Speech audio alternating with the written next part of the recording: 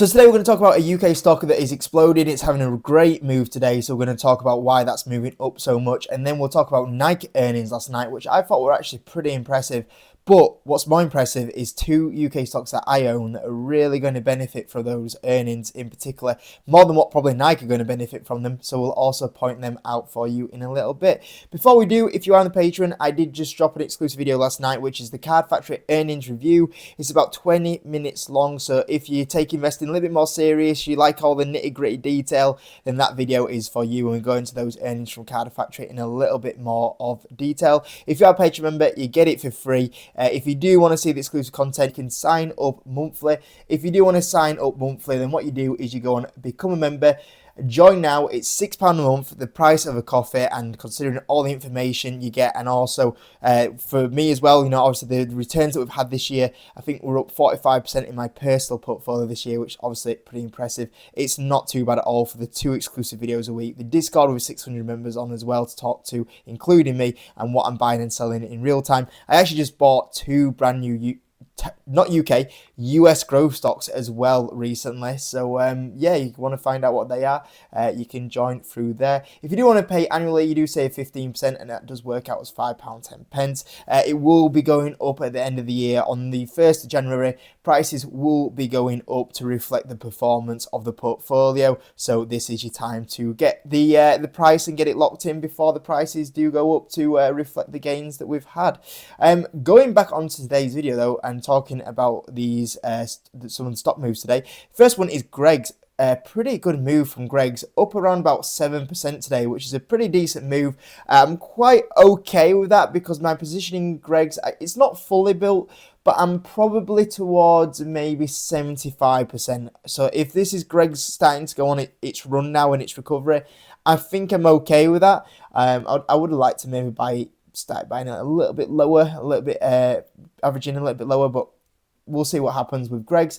The update came out this morning. Now, I'll be honest with you, I actually didn't know how the market was going to take it. I looked at the update and I thought, there's some positives in here, but I could also see the market taking it in a negative way. I believe Greggs also has quite a few shorts circling over it as well at the moment. I went on the LSE chat room, I think at like 7:30 this morning when these results came out, and I saw a few of the shorts slinging a bit of mud around these results. So I was a bit like, I don't know where it's going to go, but obviously the stock has taken it positively. I think maybe the reason why is just because it just got so low, it didn't take much for the stock to really bounce up. If you look here, total sales were up 6.1%, which is 6.7% year to date. So this was a decrease from the last update that we got. So I thought, is the market going to like that? I'm not sure. Like-for-like sales was 1.5%. Same again, that was a bit of a decrease from the last earnings. So I thought, is the market going to get a little bit upset about that? But then what they followed up with is improved trading in August and September following the heat effect in July. Look at that.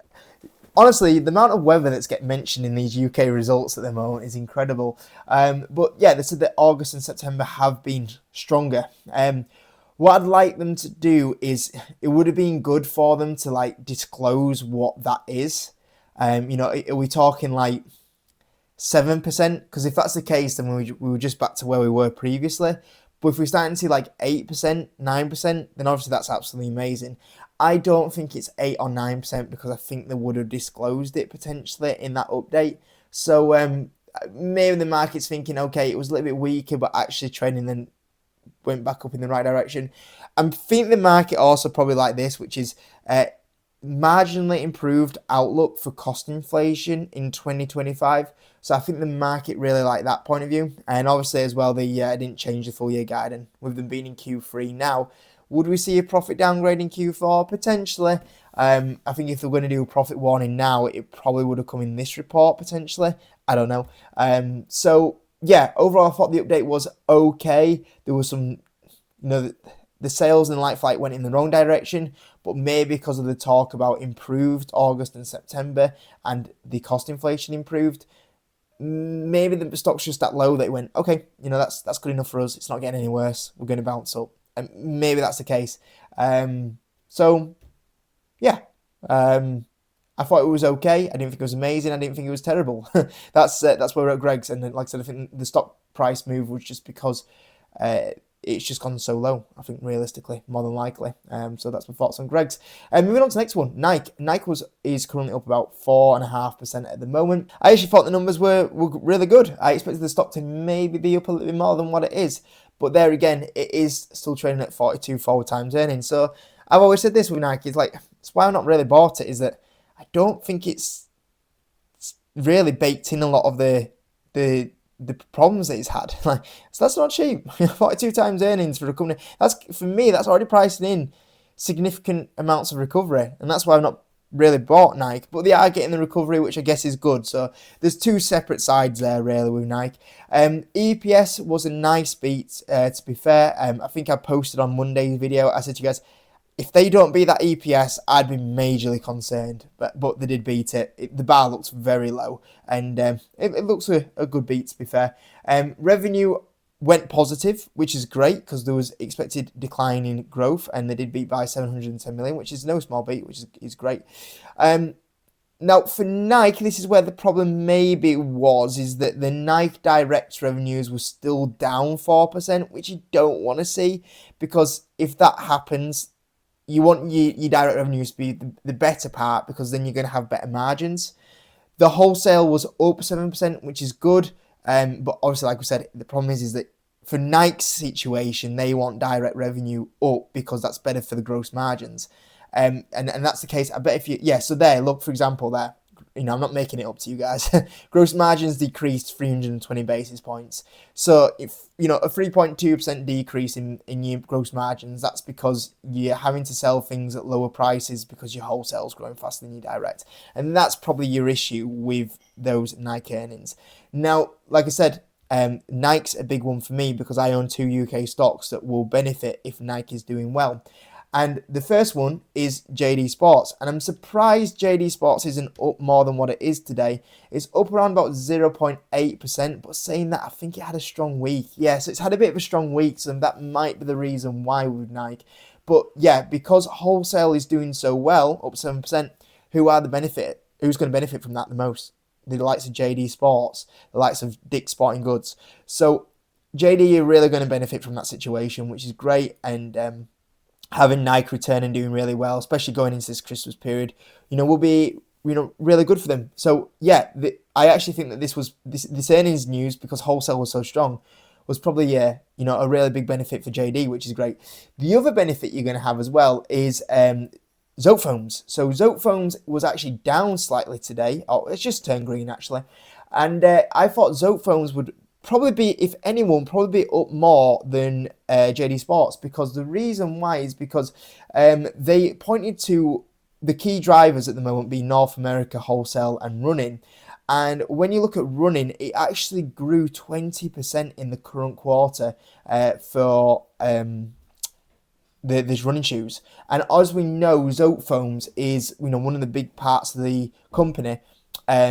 It is the Nike partnership, and the fact that Nike is so focusing on that running business, and it's growing 20%. And I think, what was it, like 6 months ago, that was at 10%. So the acceleration of the running business, and because Zotefoams provide the foams for the running business, that's great news for them. So that should do quite well, because I think Zotefoams originally, even though they say that the Nike partnership has been better for them than what they expected, they thought it would be. This year would be tough comps because of coming off the Olympic year, but they've actually been, the sales have been actually doing quite well for them.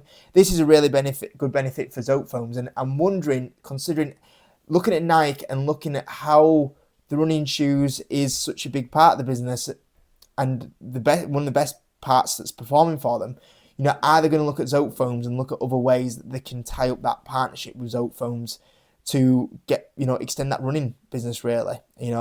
We'll see what happens. So yeah, really, really good. So great news for JD, great news for Zotefoams. I actually have one more slide that I wanted to show you guys. So in Nike earnings as well, what was actually pretty interesting is that they're already mentioning preparing for the 2026 World Cup. And I think I said to you guys, like, this was one of the big investing cases that I have on JD Sports, is that they have majorly expanded into the US, and the World Cup's coming up next year, And hopefully, when the World Cup happens in the US is going to go football crazy or soccer crazy. God, I don't like calling it soccer, but hopefully it's going to go football crazy. And because JD Sports now has all these stores in the US, you know, people in the US are going to go out buying the football boots, buying footballs, buying football shirts.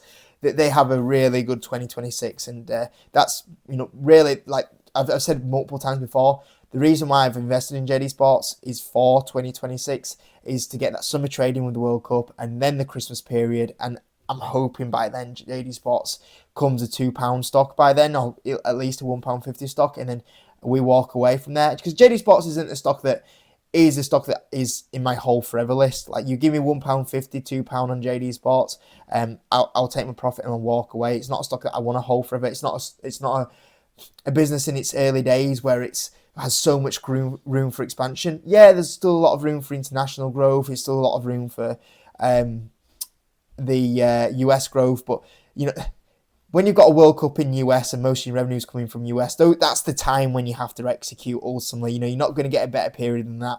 And then obviously you probably have quite tough comps then in 2027 as well. So the market might end up throwing its toys out its pram. But yeah, it was just interesting to see that also Nike, and, you know, seeing the potential opportunity for the World Cup is obviously a big driver for them next year, and they're already talking about it and already planning for it. And I think the same thing applies to JD Sports. But you know, JD Sports has been having another tick up recently as well, which is good to see. So yeah, hope you enjoyed the video.